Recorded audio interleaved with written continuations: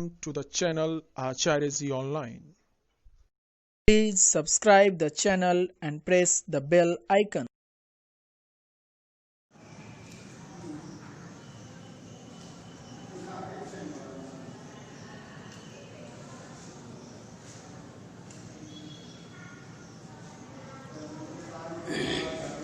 सुप्रभातम भैया बहन। बड़ी प्रसन्नता की बात है कि आप सब घर पर इस लॉकडाउन में वीडियो कॉल के माध्यम से, वीडियो के माध्यम से और यूट्यूब के माध्यम से अध्ययन अध्यापन में बड़े लगन से लगे हुए हैं। मुझे पूर्ण विश्वास है कि आप इन कार्यों को बड़े ही आसानी से और सरलतापूर्वक कर रहे होंगे। लेकिन मैं यह भी आपसे जानना चाहता हूं कि आपको अगर कहीं दिक्कत है, आपको कहीं समझने में दिक्कत है, तो आप ग्रुप में डाल करके भवेश आचार्य जी मेरे नाम से आप इसको भेज सकते हैं। हम उसको सही गलत शुद्ध करके भेजेंगे। एक आध भैया बहन भेजते हैं, मुझे ऐसे नहीं, मुझे सबसे उम्मीद है कि आप सब इसको भेजा करें। आज हम कक्षा तृतीय के संस्कृत विषय पढ़ाने जा रहे हैं, चतुर्थ पाठ। जब आप वीडियो ऑन करते हैं, जो पाठ ऑन करते देखते हैं उसमें, तो उस पाठ को सामने किताब रखा करें। इससे आपको लाभ होगा, आपके समझ में बड़ी शीघ्रता से आएगी बात। यह पाठ में सह, सा, तत् ये 3 पदों का सर्वनाम पद है। ये इसका उपयोग किया गया है। ये सर्वनाम है। आप जानते हैं संज्ञा किसे कहते हैं, सर्वनाम किसे कहते हैं। नाम को संज्ञा कहते हैं। चाहे दुनिया में जितनी चीज़ आप देख रहे हैं, अनुभव कर रहे हैं, सब संज्ञा है। वहीं पर बात आती है सर्वनाम की। संज्ञा के बदले जिसका उपयोग किया जाए, जिन शब्द का प्रयोग किया जाए, उसको हम सर्वनाम। तो सह वह पुल्लिंग के लिए है, एक वचनम।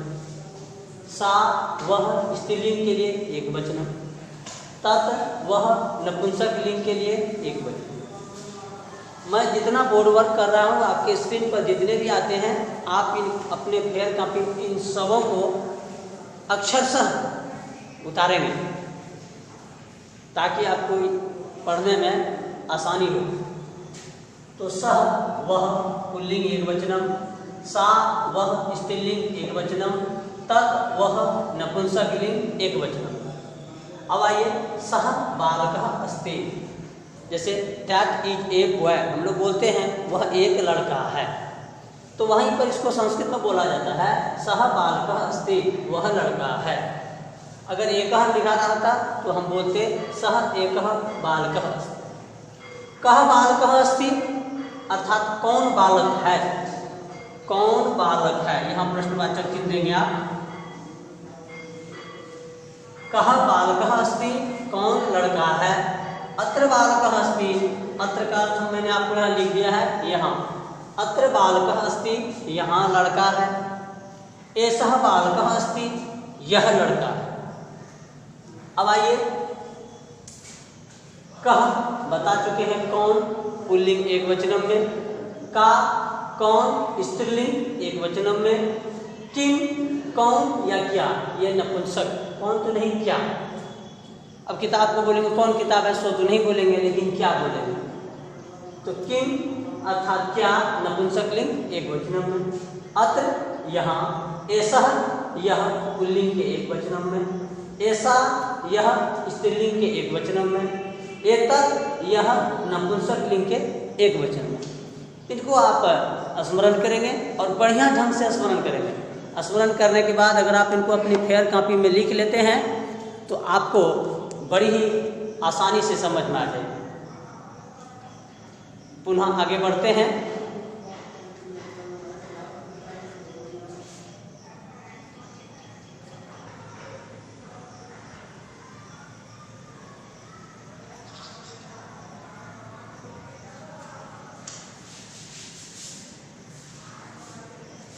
भैया बहन, अभी आपने सह बालकः अस्ति, वह लड़का है।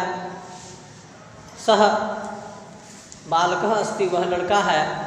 कः बालकः अस्ति, कौन लड़का है। अत्र बालकः अस्ति, यहाँ लड़का है, एषः बालकः अस्ति, यह लड़का। इतना आप लोगों ने सीखा जाना। अब आगे बढ़ते हैं।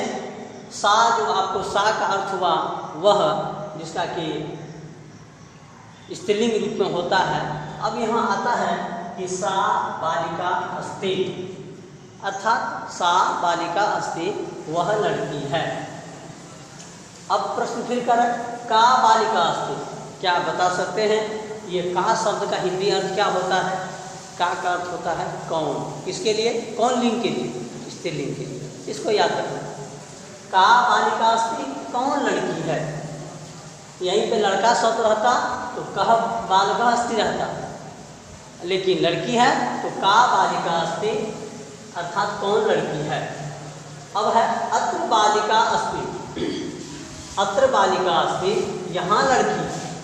अत्र शब्द मैंने आपको शब्दार्थ में भी तुरंत लिखाया है, आप उसको स्मरण करेंगे। जब स्मरण रहेगा तो आपको आसानी से याद हो जाएगी। अत्र बालिका अस्ति, यहाँ लड़की है।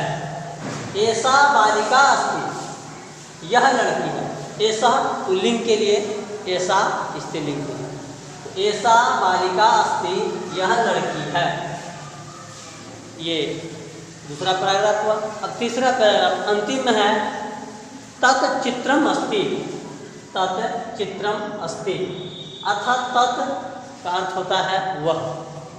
तत् का अर्थ वह होता है जो कि मैंने आपको शब्दार्थ में भी यहाँ पर बोर्ड पर बताया भी है। तत् चित्रम अस्ति, वह चित्र है। जैसे इसको अंग्रेजी में बोलते हैं वह चित्र है, तो इसको क्या बोलेंगे? डाटी पिक्चर बोलते हैं। उसी तरह से तत् चित्रम अस्ति, वह चित्र है। किम चित्रम अस्ति, कौन चित्र है, किसका चित्र है। हम किसका नहीं बोले, कस्य चित्रम अस्ति तब बोला जाएगा। तो वह कौन चित्र है, क्या है चित्र में, वही पूछा जा रहा है, उसको बताना है। किम चित्रम अस्ति, कौन चित्र है। अत्र चित्रम अस्ति, यहाँ चित्र है, यहाँ चित्र है। एतत् चित्रम अस्ति, एतत्, एतत् का अर्थ हिंदी में हो गया, इसको संस्कृत में हम एतत्, जब नपुंसक लिंग में हम यह का प्रयोग करेंगे तो वहाँ एतत् का अर्थ होगा यह। तो अर्थात एतत् नपुंसक लिंग है। एतत् चित्रम अस्ति, यह चित्र है। इन सारे वाक्यों को आपको अपनी फेयर कॉपी में हिंदी और संस्कृत में लिखना है। इसी चीज़ को मैंने आपको होमवर्क के रूप में दिया है, बताया भी है। आपको इसको पूरा करना है और पूरा करके आप इनको घर से लाएंगे और व्हाट्सएप के माध्यम से आप अपने नंबर पर अपने ग्रुप में डाल देंगे, ताकि मैं उसको सही करके उसका अगर कहीं अशुद्धियाँ मिलेगी तो मैं उसको शुद्ध करके बताऊंगा। मुझे पूरा विश्वास है कि आप ऐसा करते भी हैं और इसको याद करना है। पुनः फिर हम अगली कक्षा में आपसे मिलेंगे।